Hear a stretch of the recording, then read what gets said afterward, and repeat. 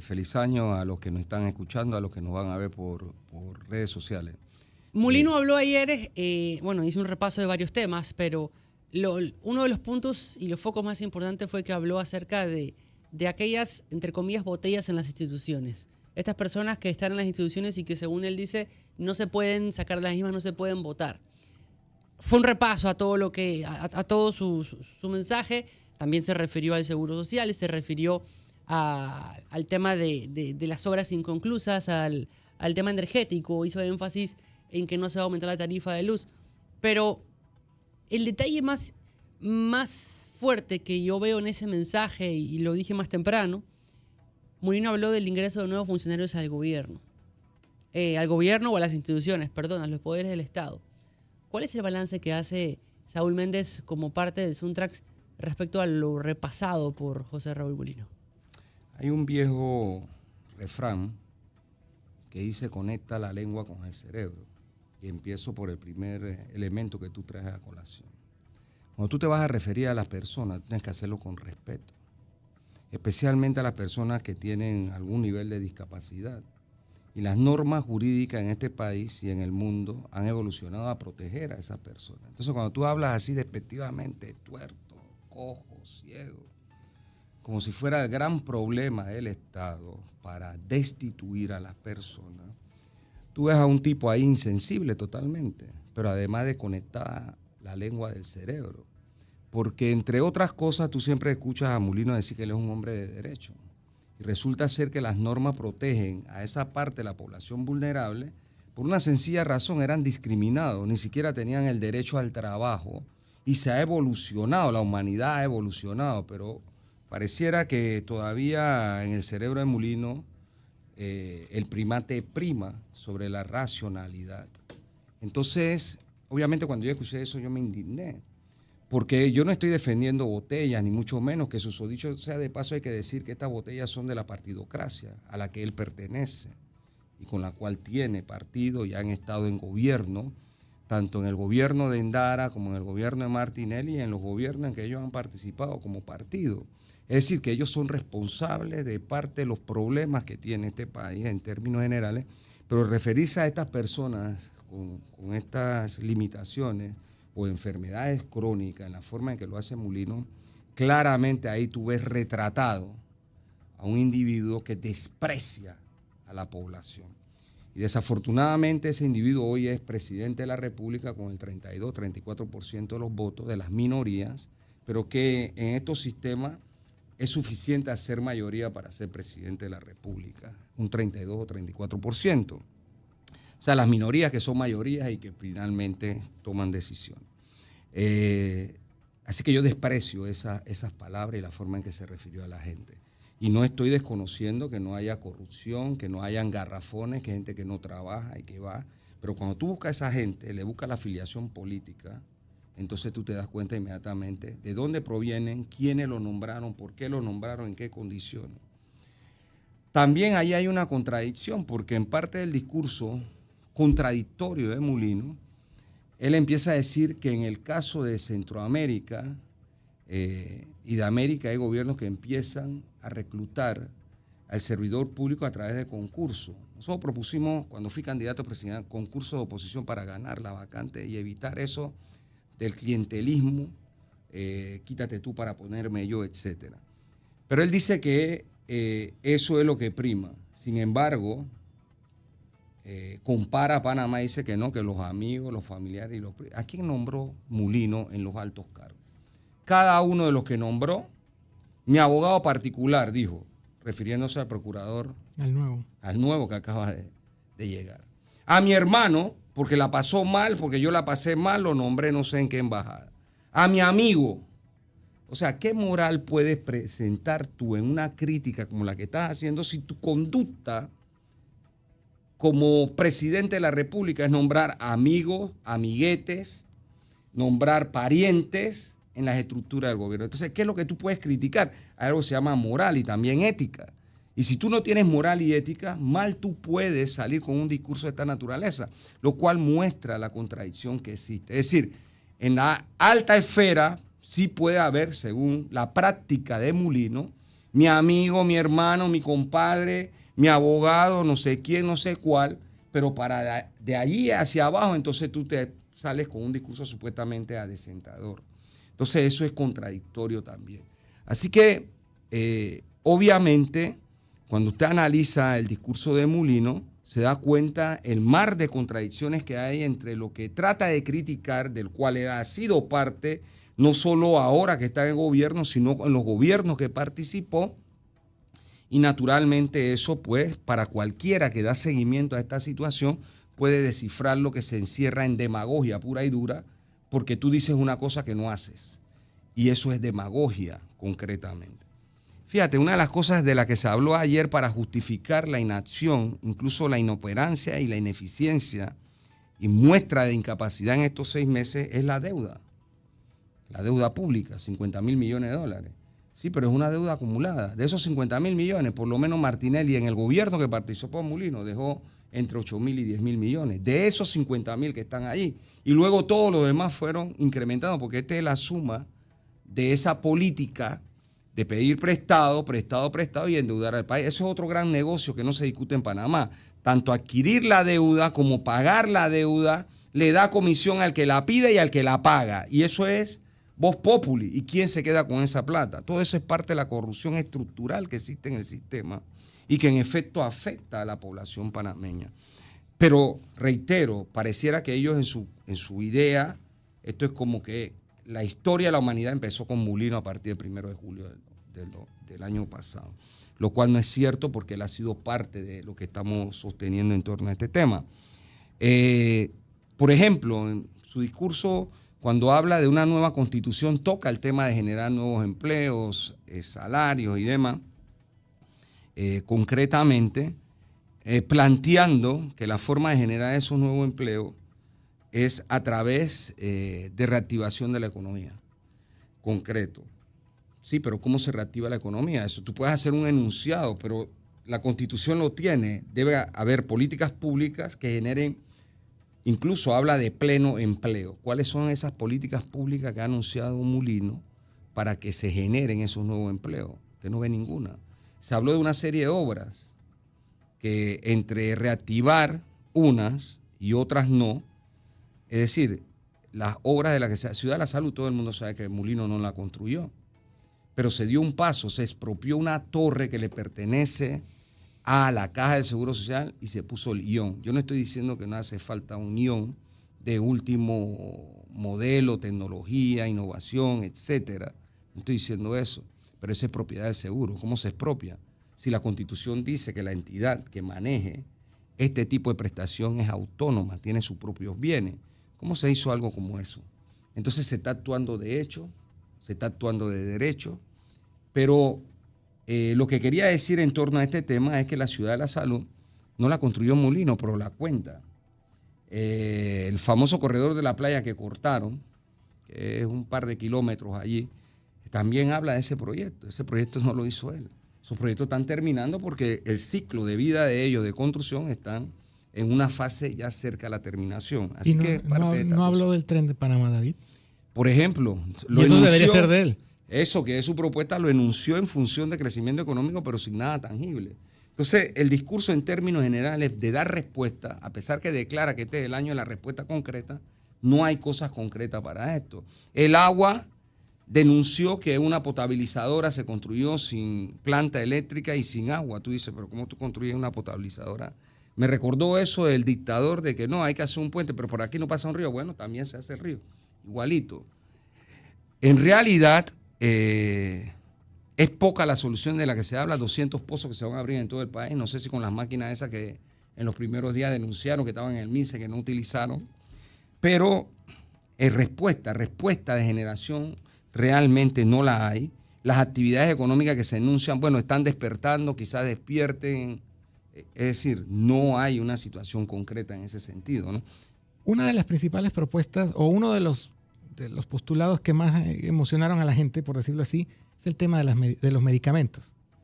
Reducir el costo de ciertos medicamentos para que sean adquiridos en el sector privado. Y no hablar de mejorar el suministro de medicamentos en las farmacias públicas.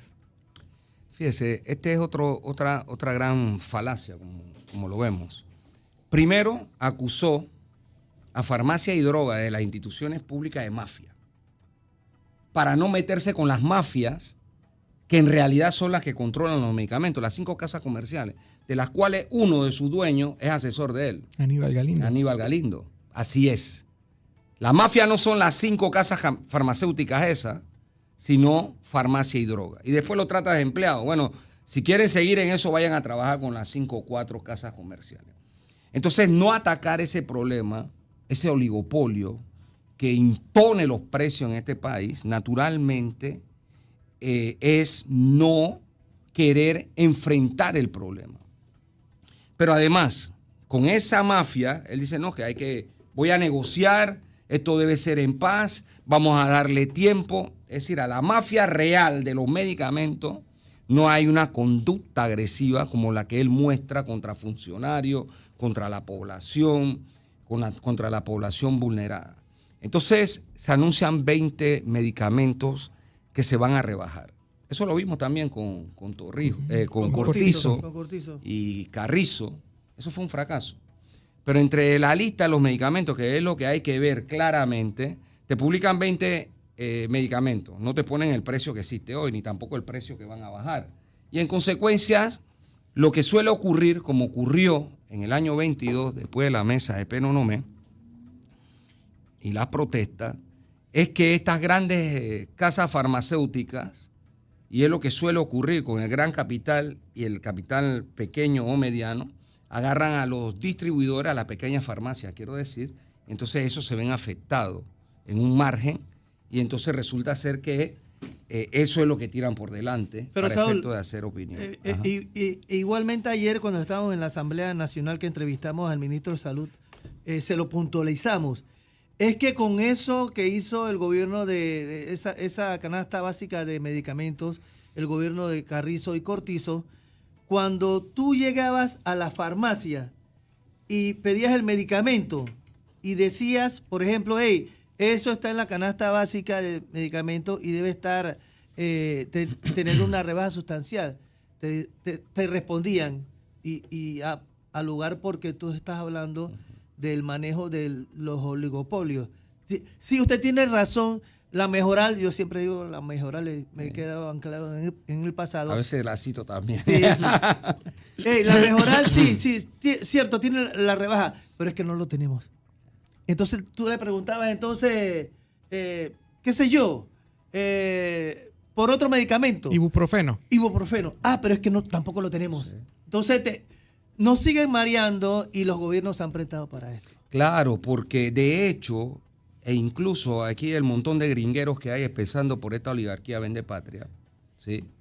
Cuando tú le dices hay que regular los precios y bajarlos, comunismo, pero es lo que hacen en Estados Unidos y en Europa. Así cuando hay estos abusos.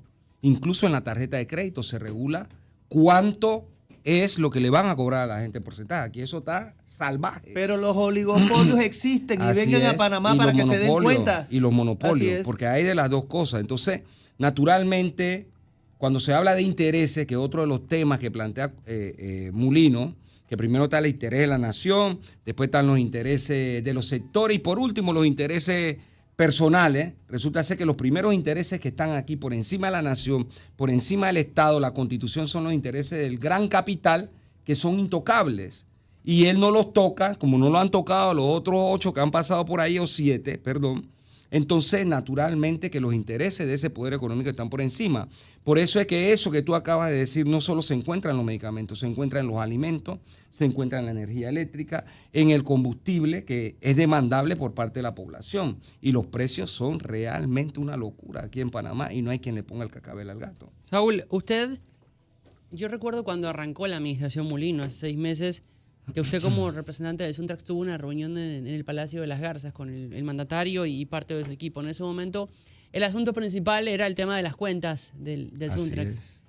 ¿Qué de todo lo que usted habló en esa reunión, lo que se pueda saber, se ha cumplido y no se ha cumplido por parte de la actual administración? Bueno, fíjese, de esa reunión se habló muy poco fuera del tema de Suntrax, porque nosotros pedimos la reunión para hablar del tema de Suntrax. Y su dicho sea de paso, Es decir, el sistema financiero está ensañado contra Suntra, no permite abrir cuentas. Nosotros pasamos por la Fiscalía de Crimen Organizado y eso lo derrotamos, lo dimos a conocer. Las acusaciones que se hicieron falsas, Sí, lo acusaron de terrorismo. ellos no pueden probar eso, pero lo hacen.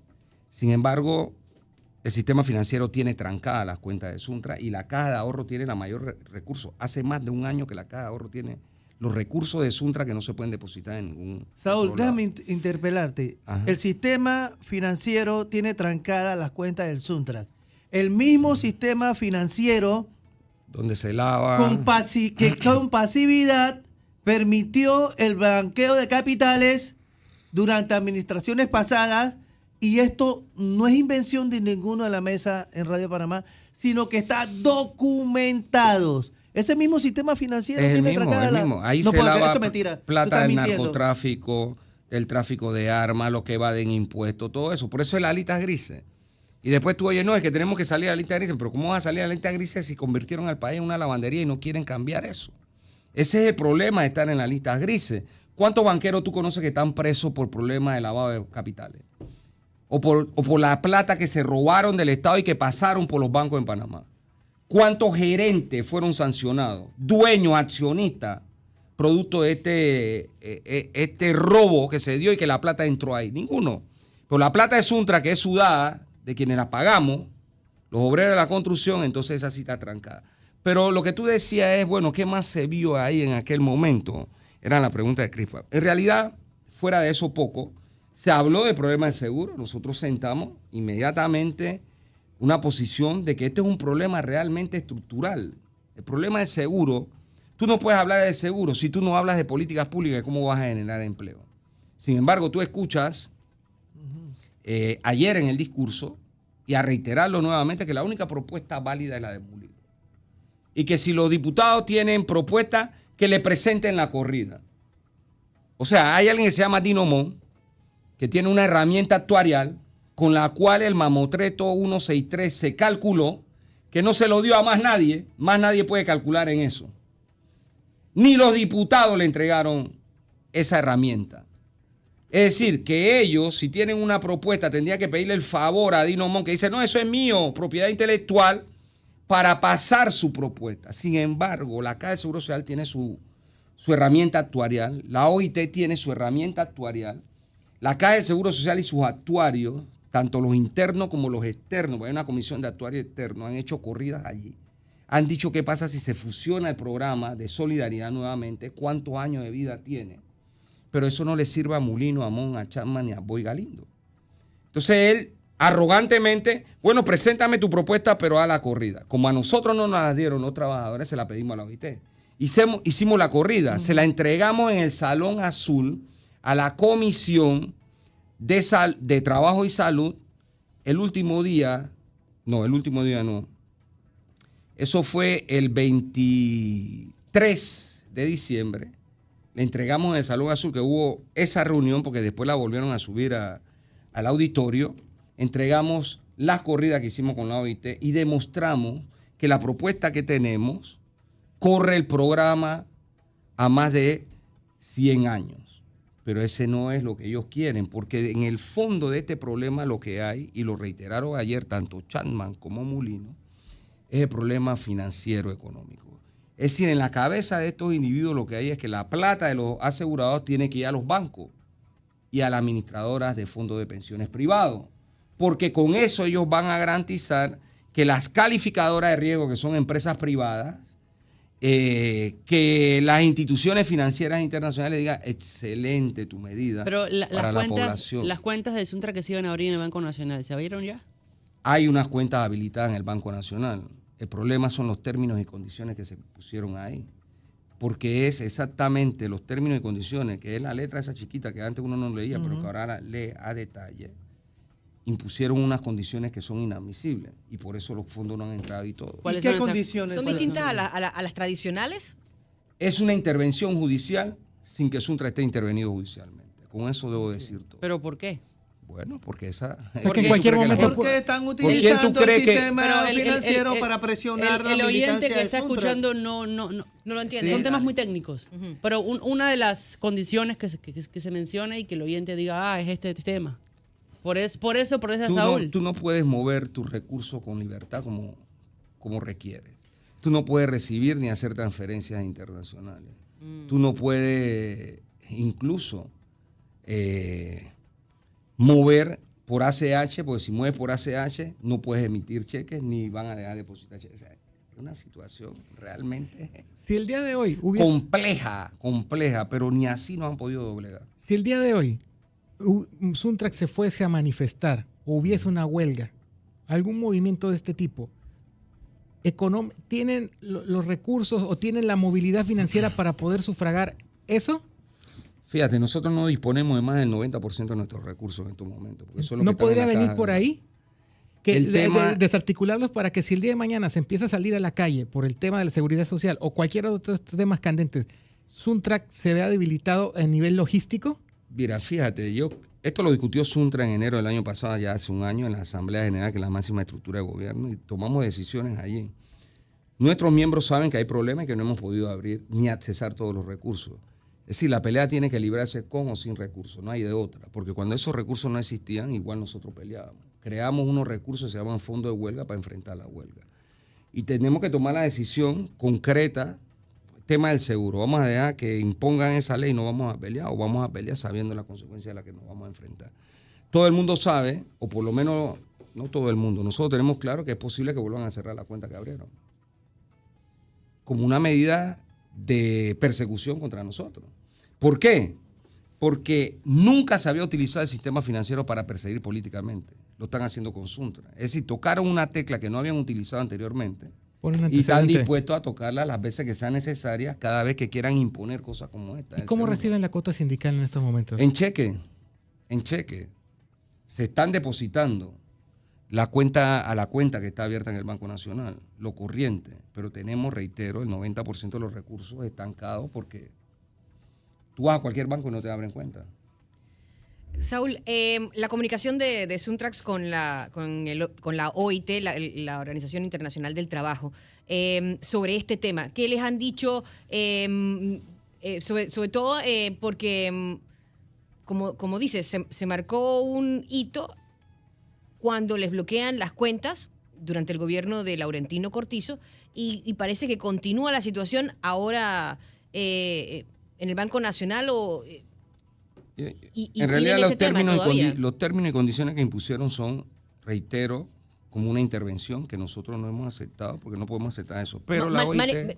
¿Manejas tú, Saúl, el detalle de si estas condiciones que les aplican a Suntrax se le aplican a otras cuentas? Todos los que han robado y lavado dinero aquí no le aplican eso. Gente condenada sigue con su cuenta abierta, sin problema, tiene todos sus negocios abiertos. No le aplican esto que le aplican a Suntra.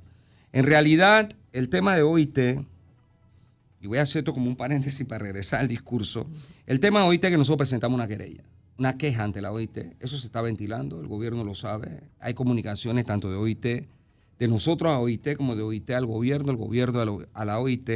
La comisión de expertos naturalmente va a dar un fallo en torno a este tema. Esto es una violación de los derechos humanos. Hay un pronunciamiento incluso del defensor del pueblo, que fue el año pasado, donde él indica claramente que hay una violación y dijo quiénes eran. Los bancos estatales, el Ministerio de Trabajo, la Superintendencia de Bancos. El defensor del pueblo de Panamá el año pasado dio finalmente su posición e incluso en lo que él llama la recomendación, porque es lo que le permite la ley, le dice tienen que abrir las cuentas y tienen que jugar su papel. La Superintendencia de Banco, que no lo jugó, la Caja de Ahorro y el gobierno central. Pero como ustedes saben, en este país nada de eso tiene peso para cuando se trata de perseguir políticamente a la gente. Y susodicho sea de paso, entre el discurso de lo que se decía era que la nueva era de la justicia debería perseguir el delito, ¿verdad? E incluso se habló de retroactividad de investigaciones, etcétera y demás, pero dice con toda libertad y toda transparencia. Ah, pero no quiero esto. Entonces tú dices, ¿es con libertad y es con transparencia o es lo que yo quiero? Me estoy refiriendo al discurso de Mulino. Es que en uno de sus párrafos plantea que la nueva administración de justicia, los procuradores, los jueces están libres de hacer en materia judicial sin presiones, pero yo, José Raúl Mulino, no quiero esto. Entonces ahí tal libertad de la que se está hablando, no la hay. Nosotros tenemos algunos recursos presentados ya, unos fueron admitidos, creo que algún medio de la localidad le dio difusión en estos días últimos del año ante la Corte, porque hemos demandado por daños y perjuicios a la Caja de Ahorro. Hemos presentado contencioso administrativo también contra la Superintendencia de Banco, que no ha jugado su papel, pero como ustedes saben, todo esto va a agarrar el tiempo judicial que le dé la gana a agarrar para ver si finalmente se resarce el derecho violado. Pero es parte de la pelea que tenemos. Justamente con el discurso. Otro de los temas y donde recibió muchos aplausos fue cuando dijo que se iba a restituir la materia de relaciones de Panamá con los Estados Unidos. Y hubo confusión, hay que decirlo. Sí. El profesor Cambra, justamente, fue uno de los primeros que alzó la voz y que alertó. Y acá, bueno, estábamos viendo también un comunicado del 23 de diciembre del mismo Meduca que indica que la materia se dicta, se cursa. ¿Qué pasó ahí? Entonces, ¿sí se da, no se da? ¿Quién está enredado, quién miente o cómo es la cosa? Bueno, por eso yo digo que esto es una cosa llena de contradicciones. Cuando usted lee esto y lo analiza, usted dice, en realidad, tú no sabes quién escribe estos discursos y cómo lo dicen con tanta vehemencia. Pero bueno, el papel aguanta lo que se dice y se lee. La materia fue eliminada por Lucy Molinari en el gobierno de Martinelli. Y después la Corte falló. Correcto. Después hubo un recurso que se presentó y también se presentó una propuesta de ley para restituir la materia. Y en efecto eso se dio. En el tiempo la materia se está dando. Entiendo que se mete dentro de la materia de historia general y que hay que ver el tema de la particularidad en la especialidad, pero se está dando la materia. Entonces, cuando tú haces un anuncio, eso es como las obras de construcción que ya no son de mi gobierno, pero se están inaugurando en el periodo en que yo apenas empecé, y digo, bueno, inauguré la Ciudad de la Salud, por decir algo. Ocurre igual, la materia se está dando. Y en efecto, una de las reacciones ayer de Cámara fue que la materia se está dando. Entonces, ¿qué pasa? ¿Quiénes aplauden en la asamblea? Pero la materia se está dando no como una asignatura específica de relaciones de Panamá con Estados Unidos, como ha sido la tradición, sino metida en un amplio... Historia de Panamá. En historia de Panamá. Es parte de la discusión. Así es parte de la discusión que se está teniendo. Entonces, pero se está dando. El problema no es que no se está dando, ni tampoco se puede anunciar como si no se está dando y yo la voy a poner a que la den. Y de eso, obviamente, los educadores de secundaria, que es donde se da esta materia, naturalmente ya expresaron cómo es que se está dando en esa situación. Pero yo lo que creo es que en esta fantasía, porque ahí es donde se equivoca el que está gobernando, cuando tú te separas de la realidad para vivir la fantasía. Y cuando tú te separas de la realidad, es decir, cuando tú gobiernas y no gobiernas, cuando tú no ves las cosas con objetividad, cualquier cosa dicha pareciera que fuera la gran cosa y no lo es, pero cuando tú empiezas a desmantelar esto, tú te das cuenta, y si eres racional, si fuese yo y yo hubiese dicho algo como eso, y eso se está dando, yo jalo a la ministra y jalo al que escribió, ¿qué pasó aquí? Con la mayoría de las cosas que yo leí, ¿qué pasó aquí? Pero como eso ni siquiera hay una reflexión, sino que salen a defender lo indefendible, entonces podemos encontrar cosas como esa. Pero decía, ¿quiénes aplauden en la asamblea? ¿Quiénes están en la asamblea escuchando el discurso del presidente? En las gradas, todo el séquito. Y en la misma asamblea, los diputados, ¿quiénes aplauden allí? Es decir, si la gente aplaude en la forma en que lo hizo, quiere decir que son unos perfectos ignorantes de lo que está ocurriendo en el país.